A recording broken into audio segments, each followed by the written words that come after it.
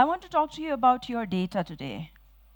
All of us use internet, all of us use the various platforms. We've heard from the first speaker on today about how social media is being used, in some cases for the bad, in some cases for the good, as we just heard right now from Rajiv Subasar. So every one of us are using something or another, right? In Nepal,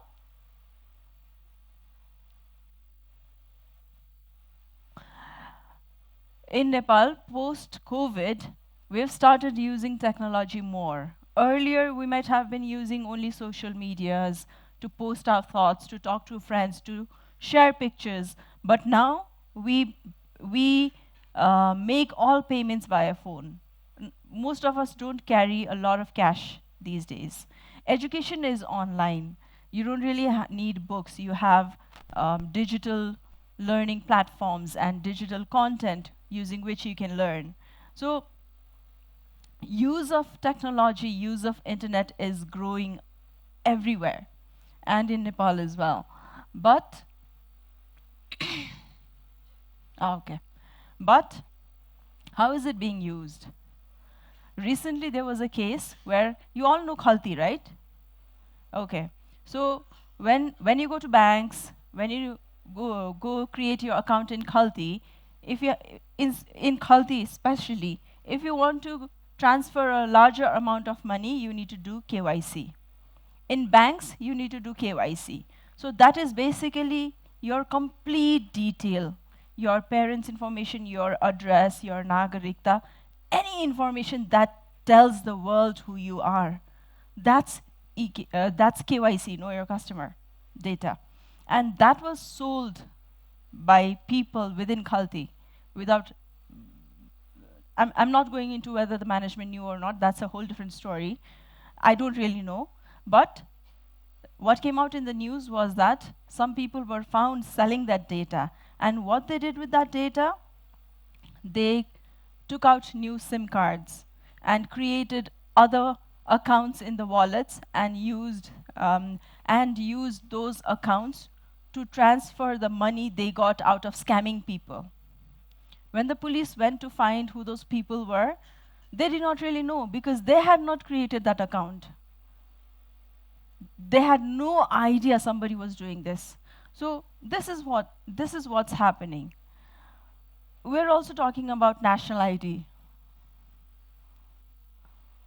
National ID, when we talk about national ID, that's a government initiative. It's a very good initiative if we can use it properly. And I'm sure they have good practices in place. I'm not saying that they are not doing this. But we still see from time to time that government services are being hacked. This is just from a couple of days ago. Now, with this, how do we get trust that our data is being handled correctly? With trust, we start using the services more. If there's no trust, then how do you use the service? You don't. So it's a good initiative, but somebody needs to build trust for us to use it more. Now, these are examples where we had to give data and we gave data, knowing that we did this. We filled out the KYC, we gave our signatures, we gave our biometric, we gave our fingerprint and irises and everything. So we knew we were doing that, right? And in some cases, it was misused. But then there are many cases where we give out data unknowingly. Apparently, CapCut is the most downloaded app both in Android and Apple devices for Nepal. It's a video editing software. But then it tracks you across different applications using various identifiers. It tells you this when you download it, when you look at what's being tracked or what's being stored. It stores various information related to you. It uses some of those to track you. Many cases, it's the same for Meta. If you look at the bottom list, that's what's linked to you that Meta stores. You can find this publicly available if you Google what different platforms store for you. And if you, various platforms give you option to download the data they have on you. So you can see, I try to do that. They look at what, how I interact with advertisers. how I interact with various posts. So what they track is, this is what they've said, but what they also track is how long, what links I click, what posts I look at, how long I spent in what segment of the post, right? Is it at the top segment I spend more time, at the bottom?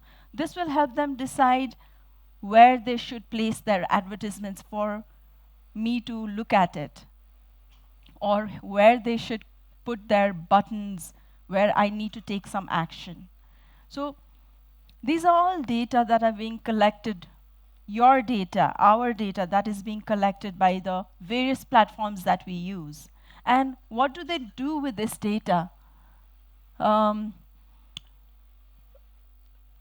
one of the first times the value of the data was highlighted was in 2016 US election, when one of the companies took data from Facebook. They ran a quiz. They took data from Facebook. The quiz was simple quiz. Facebook, I don't know if it still has it, but quiz like, who do you look like in, I don't know, 10 years? What actresses would you do you look like, or what celebrity do you look like? Those kind of quizzes, right? They were prevalent many years ago. I'm sure they still are now. I saw some time back, I saw then and now pictures where you post your 10-year back picture and now picture and see the difference.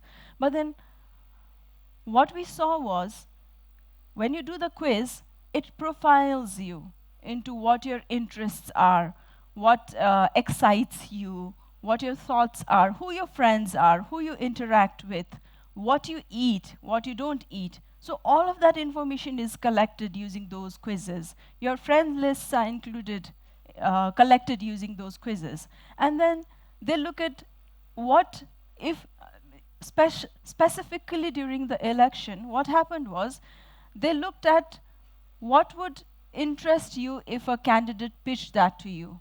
For example, 2016 was the first year Trump came, and they were looking at gun laws. So people who posted support for guns, they were shown adverts where Trump was advocating for guns, right? So this is how they target you. Even now, all of the data that they have collected, social media, or all the platform, not just social media. If you just go to Google, it gives you information based on your past history, or what you've searched for, or what links you have clicked. I'm sure you've noticed many cases where you've searched for something in Google, and then you go to Facebook or any other app, and advertisement for whatever you searched for comes up. You had not searched for that in that app, but it still comes. There have been cases where you have talked about something, and it has come up in your search history, right? So everything is collecting data. Now we live with Amazon Echoes and Dots and various other Series and various other helpful assistants that help us live easier lives at our homes. Reach home, ask Amazon Alexa to play a song, there it is. Ask Alexa to start the AC, there it is. Your life is comfortable. But do you know what they're collecting? We don't. They're listening to everything you say.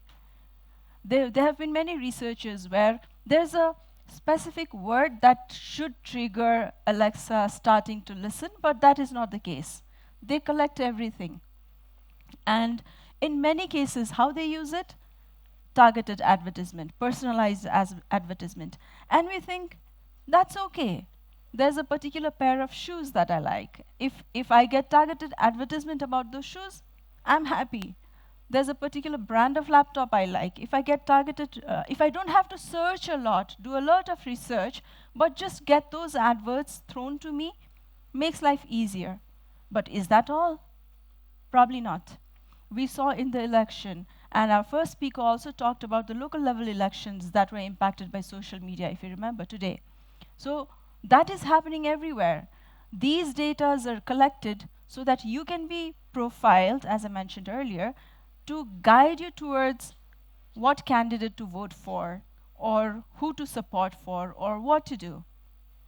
And I mean, it's also changing the narrative about how you think. You just, because it's so personalized, the data that you see is so personalized, you just don't see the other side of the coin. You only see what you believe. You only see what interests you, or what you click, or what you follow. In such a case, how can you form how can you form an informed decision, or how can you take even whether right or wrong, but how do you take decisions if you don't know both sides of the story? You're just being shepherded like a sheep, towards a path based on all of the history that your data gives to all of these companies. Now, is it something we can avoid? Probably not. We cannot stop using Facebook, we cannot stop using Twitter, we cannot stop using LinkedIn. But we at least have to know that this is how data is being used. The really scary part is, if they start changing your way of thinking, if you just start accepting the status quo and go with whatever is thrown at you and don't question, then that creates problems. That's something you do not really want. That's how data is being used to manipulate you. So so you should be aware at least that this is happening and start questioning. Now in Nepal, in many countries, there are data laws that have come out. Europe came out with GDPR, which is quite strict on how their citizens' data is handled. There are different laws in various parts of the country. India came out with a data law recently, where they value their citizens' data. Here in Nepal, we have few laws, but implementation is weak. And we don't understand our rights, right? We don't understand that it's our data that's being used, and we should at least go and question how it's being used. So the concept of consent is missing here. My husband subscribed me to Big Mart's membership thing. I started receiving adverts for their products. Whatever was sale for that week, I started receiving messages. Did I want to receive it? No. Did I ask for it? No. Same for one of the apps, learning apps. I don't know where they got my number, but I never subscribed to that. Where was my consent? Nobody knew.